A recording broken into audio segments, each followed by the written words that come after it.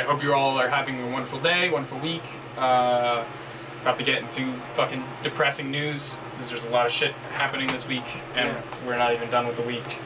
But talk about it too. Let's start with the fit check. What are you wearing today, Si? So, I'm wearing this button-down, half-sleeve shirt, right? Oh yeah. I got too much hair. I might cut this. Might be different next week. Okay. Not shaved. Might be completely shaved. We got pants. Of course. And we got the Vans. You got the Vans on. What do you got? I got facial hair that's not coming in. I've got a train shirt that I got thrifting yesterday. I think it also has a bus on it. I like it. That's it. I got these Sambas on, which are soccer shoes, and I'm wearing corduroy pants that I also got thrifting. And a thrifted belt. You guys can't really see them. The belt's fucking stretchy. This is big on me. It's like a 47 belt, and then it also is elastic.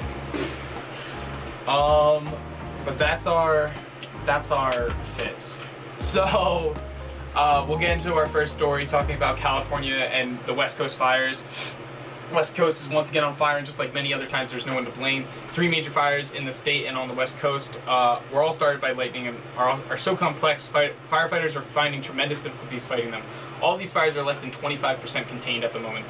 Days into the grueling battle against fires that have burned through almost 1.4 million acres, firefighters in Northern California on Tuesday expressed with guarded optimism that they were at last getting sections of some of the largest wildfires in the state's history under control. But it's not really... Even if it gets under control, even after everything happens, there's millions of dollars of damages done. There's there's hundreds of homes lost, lives kind of uprooted and destroyed, and it's getting harder and harder to deal on the West Coast, with schools and parks quickly closing, and the government and administrations are trying to figure out how to deal with not only the threat of fires but also the threat of an ongoing global pandemic. And then we were looking at the farmers too. Yeah, and they're it's smog over top of them. The air quality is so bad that it's air quality in Southern California is already bad enough. Shit. It's already so bad because of the heat and just the dry weather. Yeah. But fucking when talking about it now, it's a whole fire where there's now smog, there's debris in the air, there's homes burning down, so you got chemicals in the air, 100%. And it's just absolute mess. Imagine you're going to school this year, you're in high school. Instead of California, you're not really having a snow day, but instead you're having a fire day. Because the quality is just bad. The air quality is so bad that they can't go my to school. roommate is from California, and he sends me these screenshots of the weather. Yeah. And there it's a constant thing, the air quality. It's just bad, bad. Be at risk, and they're okay with that. Everyone's at risk. But yeah, this is just another sign of, it's not just climate change, it's also just mismanagement of forests. Yeah. There should be, it's also, I know it was a joke when Donald Trump talked about forest cleaning. Right. But you do need actual forest cleaning. And these fires should have happened, but on a much smaller control That's the scale. thing. So, the native people of, California, so I'm talking the Native Americans, or the people that lived there before, they would do controlled fires in the areas of, Los Angeles and, these highly populated areas where there's so many houses. And so people are still building these houses. They're rich, the celebrities, are buying out, places so they can build their, and there's there's already huge fucking housing crisis in California. It doesn't take a lot of sense to understand why those houses are getting burned down, And this is, the worst fires in their history. Yep. It's terrifying. You got all Hurricane Laura is closing in on the northwest Gulf Coast and is expected to bring extreme winds and, catastrophic storms to parts of Texas and Louisiana, and it started last night, and they're getting hit as we speak, right? And the center of the hurricane is supposed to be extremely dangerous, and it's supposed to be now. I mean, it was it was a Category 4 when it came out, and then now they're shifting it to a Category 5, I believe, and that's 150 miles per hour winds. Yeah, and that would make Laura the 4th Category 4 storm to strike Louisiana in modern history. Yeah. So just the ramp up of these hurricanes and just storms is just insane. And with Category 5, it's the first one in Louisiana's history. I believe so. And and it's just awful. It's supposed to be the 10th hurricane to make landfall in the U.S. with winds of 150 miles per hour. And that's a record since 1851. That's insane. It's like this is the largest hurricane that the South has had to deal with in recorded history. And last, like 2 years ago, they had Hurricane Michael, which is in Florida, which had winds of like 160 miles per hour. And it's like you can see this like trend, right? Yeah. Where it's just that storms are getting more intense, more people are being displaced. Yeah. It's another thing, just like the fires, it's so hard to fucking deal with, especially in a pandemic.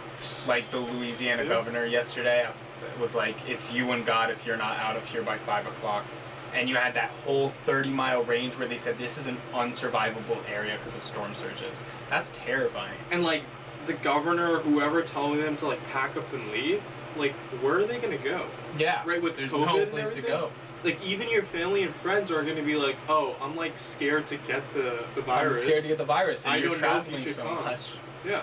And fucking they can't, even hotels and stuff. I mean, who knows if these hotels will let them in even terms of, even like if you look at Louisiana hotels, they were getting fucking hit hard. So, Like there was videos of like the hotel windows shattering, people like hiding in the hallways because they didn't feel safe sleeping in their rooms. So it's like 1.5 million people that are under evacuation orders in Texas and Louisiana. Yeah, Texas looked fucked. It wasn't even supposed to get hit as hard as Louisiana, but it looked fucked. And the cases are rising with COVID in Louisiana and Texas. Yeah. Especially the southern parts. So it's interesting to see what happens. And like, that's what we were going to talk about. Like, what does this mean for Louisiana and Texas with COVID? Yeah, what are we going to see? Like, how are they going to get I don't even know how you go 2 weeks from now, how there's going to be no testing. No, so you won't even know how much the spike is going to be. Which is insane, because there's so much place destroyed. They said we will have to postpone any testing for at least the next week in these disaster zones. That's what Louisiana governor said. And they've like set up like these tents to like do testing too, like you were saying. Yeah. Those things are all gonna get taken down basically. Yeah. Away in the wind. You're lucky if your building survived that.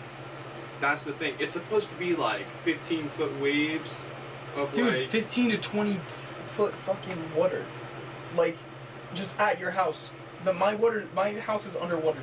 The fucking if this was a situation on the East Coast, New York City would not exist anymore. Yeah. And Like New York City would be gone. It'd be underwater. Like of course it wouldn't get all the skyscrapers. Yeah. But it'd get 30 feet up. And then now like I guess like we see it with the RNC, like with global warming and climate change, right? Like when does the topic of this even get brought up? Yeah.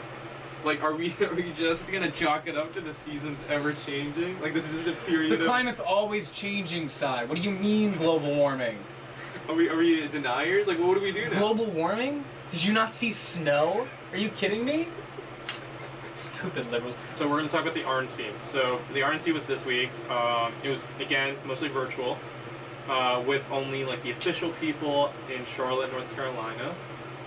This week had a mix of recorded content from Speaker's house and live speeches from in and out of DC. Like some of them were in front of the Lincoln Memorial, in front of like the Washington Monument, some of them in the White House.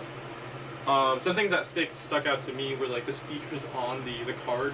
So you have obviously like the senators, right? You have Mitch McConnell, you have Tim Scott, this black senator, and like what the convention tried to do. I mean, obviously there's so many of these Trump people, right? Mm-hmm. Like you could just call it the Trump convention. Yeah. Right? There's so much Trump family members. Like you had Eric Trump, you had Donald Trump Jr., you had Donald Trump Jr.'s girlfriend, Kimberly, whatever, right? Yeah. And then you have Tiffany Trump.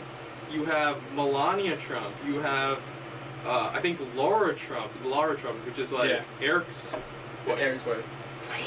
And then what they tried to do was, because, you know, racial issues are being talked about in this country, they tried to get a lot of black Americans, like Tim Scott. Yeah, but did you see the fucking one person was like, I have a black son, and he should be racially profiled more. Yeah.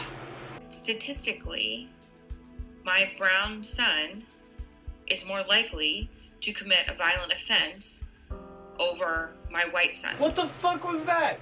How the fuck do you just imagine your mom going up and being like, I think my son would be more likely to be a criminal? And like, I don't know, for me, the whole convention was, they were trying to label Biden as the epitome of socialism, and that he would be he's flanked with Kamala, which is another socialist in their eyes, and that Bernie is still a force to be reckoned with too. So that if Biden wins, there is no sense of moderate America, and there's no sense of family in America. Like Pence and like the Trumps, they bring up, oh, Biden wants to defund police, which is inherently wrong. He wants to fund them more. He wants to fund them more. He wants to give them more resources. I mean, yeah, you might have Kamala saying that she wants to defund the police. Yeah. But did she even say that? Like as vice president?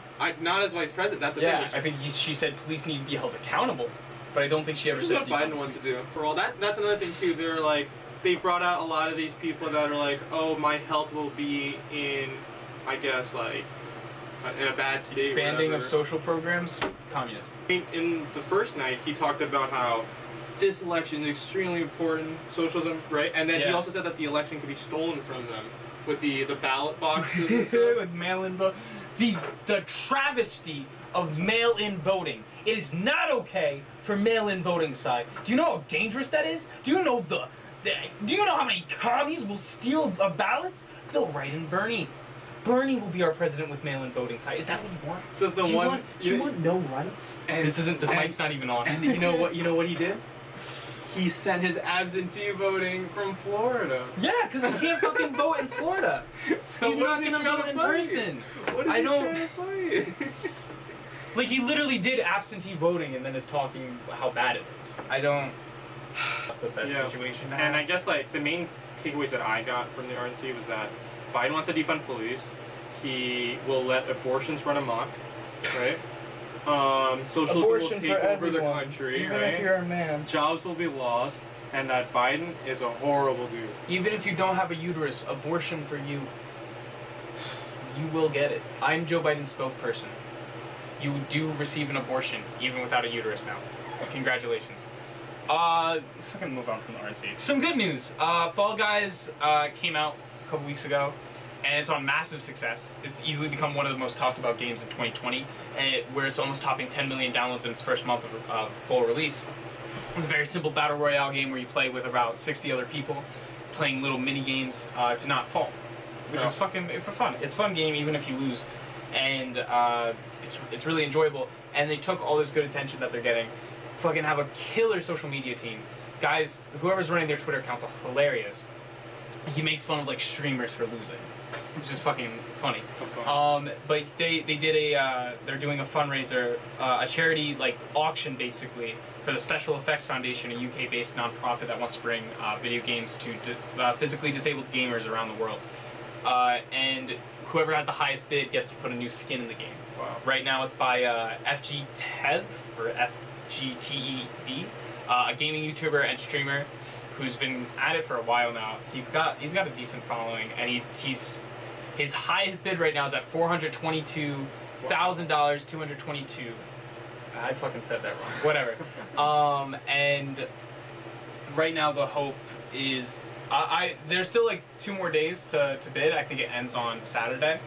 But like Ninja and Mr. Beast could still put in a higher bid. I'd love to see that. And they're in the race too, right? Yeah, they were the last 2 people that got beat out for their bidding. But moving on from our good story to get in probably to our darkest and longest story today, talking about Jacob Blake and the subsequent things that happened in Wisconsin following the Jacob Blake shooting. Writing this week. I think it happened on Sunday, right? Mm. That's when the video came out. Yeah, showing Jacob Blake, a black man who lives in Kenosha, Wisconsin, shot multiple times in the back, I think 7 times. Mm. And in the video, Blake is walking away from several officers with weapons drawn as bystanders yell in the background. And like in the video, apparently he was trying to break up a fight. That's what the family of James Blake say. And he was leaving, and his car was right there, and he was trying to check up on his kids. And apparently he did not have any weapons on him. And I mean, I saw a news report this morning, I don't know if it's right or not, but they said that there was a knife in the floor bed of the car. But how would the police see that, Yeah, apparently they don't know if the police, the report hasn't shown that the police on the site knew if they had, and it's not like that's what the investigation. It's not like it would be crazy if the police planted something on him, and there's no webcams to show. There's no police body cams because fucking the Kenosha police force said it was too much money to buy the police cams, so they keep postponing buying them, even though it was required by law in like 2016 for them to buy it. The report says that the reasoning that the police officers gave for shooting James Blake was that he was resisting arrest. It just sucks, and it's like so sad, and I couldn't like even like watch the video. That's also another thing. People keep posting videos of it. That's horrible. How the fuck? Like, it just desensitizes you. I understand. Yeah. I do understand the point of view where you need to see these violent actions to understand what's happening in the violence against people. Mm-hmm. That's what happened in Selma. The Selma protests happened. You saw the violence police took on them. Then more people were in favor of the movement. Like the pictures came out. Remember that? But like that's still. I feel like at this point, there's so many videos. It's just triggering and fucking. It's really just. It's desensitized and makes you. It normalizes it much more, and it's. I didn't watch it. Like I couldn't fucking. I watched the first 30 seconds and I saw that they were gonna shoot him and I fucking turned it off. And like there's a video of the fucking crazy fucking 17-year-old.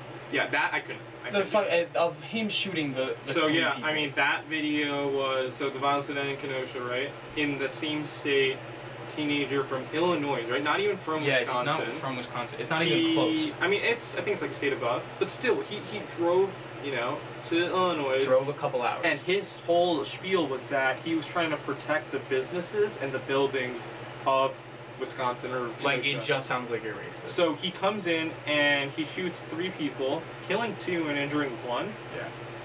Yeah. It makes it even crazier is that, so he shot the people and he starts running away and like the cops are coming, right? Yeah. And he sees the cops and he runs past them. The cops see that he has a gun and they don't do anything about that. Dude, and like people are yelling at the cops, no, he just shot 3 people. Yeah, and the cops defend him. Like, put a car in between him and the protesters. Okay.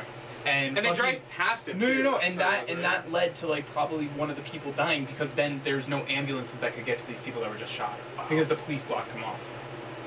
I mean, that just brings up a bigger idea of like, if let's say this guy was black or something, right? Or dude, person of color. That's the thing. If this guy was black carrying an AR-15, he wouldn't be alive. Yeah. And the way that he explained it, that he was like scared of riots happening and trying to protect businesses, that makes no fucking sense. First off, they're not your businesses to protect. They're not your businesses, yeah. And it's not your state. You do not need to scare people off with guns. I don't know. Oh, actually, so it wasn't that far away. Illinois, the place he was in Illinois was only 15 miles away. That's fucking crazy. But regardless, he went from his house to go to this place, and I'm pretty positive he doesn't own any of those businesses there, right? 17. Yeah, 17. He's going there to protect, like... Who are you there to protect? Do you understand, like, the consequences and also, like, what you're trying to do? I think what's worse than him... I think what's even worse than him doing that is the people defending him doing that. People saying that he was in the right for shooting 3 different people for no fucking reason. And this guy's freaking out. The guy freaked out in the video after he shot those people. He was like, I fucking murdered these people. Because he knew he was in the wrong. Yeah. And then these people are fucking... So he got charged this morning or late last night with homicide. I mean, that's just a situation that's going to be, like, monitored. I mean, we might even see, like, the FBI stepping in to see, like, to investigate that. It just brings up, it's like, what is going on with the race in our country, right? Yeah. And, like, you have in the RNC that racial issue, like, they project this idea that America is not divided and that we're strong and that we might have had a shady past, but we've moved past that and we're trying to live in the right now. Yeah. And it's like, you see this stuff happening. Like, how can you say that with a straight face? And then, so another thing that happened after that was that, like, NBA games got postponed that day. Community citizens around the country have used their voices and platforms to speak out against these wrongdoings. Over the last few days in our home state of Wisconsin, we've seen the horrendous video of Jacob Blake being shot in the back 7 times by a police officer in Kenosha, and the additional shooting of protesters. Despite the overwhelming plea for change, there has been no action. So our focus today cannot be on basketball. That, like, set out like a lot, like the sporting events of like that day. So Game 5s of like the NBA playoffs all got canceled. And like players in that league, like LeBron James, like the Clippers organization, they were like, we might postpone the whole season. Yes. Because they think that they're not getting hurt, and that's the way they want to run. Yeah. They were like, there's no response that is justifiable for us to keep going on. The other side of it is that people on like social media or just everywhere are outraged that, hey, like, why are politics and sports mixing, right? They've always why? been mixed. I think, yeah, I agree. I mean, you have people like Muhammad Ali, right? Yeah. People like rise up and project political issues. I mean, it makes sense. They're on a global stage. Mhm. They would like to say their opinion to convince other people, right? Yeah. But that's just been a lot of like hate that I see. They're like, this shouldn't happen. Like, I like BLM, but they shouldn't be mixed. No, it shouldn't be like that. It should be mixed. That's the should be whole mixed, point. yeah. It's always been mixed. Every single event. Jesse Owens going to the fucking 1936 Olympics. Yes. That was a political statement. That was not only a political statement because it's saying, I, a black man, deserve to be on this American stage, but it's also saying, fuck you, Nazi Germany. And even here, right? Like Lake Placid with like yeah, the Lake Placid, team, ice hockey team. They went like the beat against the USSR team. Yeah, the beat against That the was a USSR huge team. thing. Sports are inherently political. That's the thing. They're like founded on that political aspect. Sports have always been a political thing. It's like the Cold War, part of that was making our sports team better so the USSR could never beat us. That's the thing. And it's fucking crazy that they're like sports and politics can't. They are integrally entwined. We're hoping to do some deep dives. We're hoping to make these shows a little bit better. We're hoping to make the edited versions look way better than the live ones. Thank you all for tuning in today. Even though we're down to only 19 people, I appreciate all of you for being here. Thank you. I appreciate all the people that did show up, even if it was just for like 5 minutes. Thanks. Everybody can watch the VOD if you would like to share it. And we're probably gonna make a TikTok and I'll post that online. So if you guys want to join. And I love you all. Hope you have a wonderful day. We're gonna start doing more work. Actually, I have fucking orientation soon, but we're gonna try to do some more work before my orientation. Love you all. Have a wonderful night. It's like, it's inherently wrong. My Kami Kamala. My Kami Kamala. I'm actually Kamala's based as hell. So is Joe Biden. Yeah. They actually are Karl Marx. There's no difference between them. Oh, You vote for Biden? No iPhone. They said your hair looks good. oh yeah. Just so you know. I don't know. I don't like it. Cause like I don't know how to fucking. I think you gotta keep it. I think you I gotta look like keep a the flow. mushroom. I look like a mushroom. My parents. I think keep you gotta on keep the telling me. flow. I think you gotta keep the flow. Just keep it going.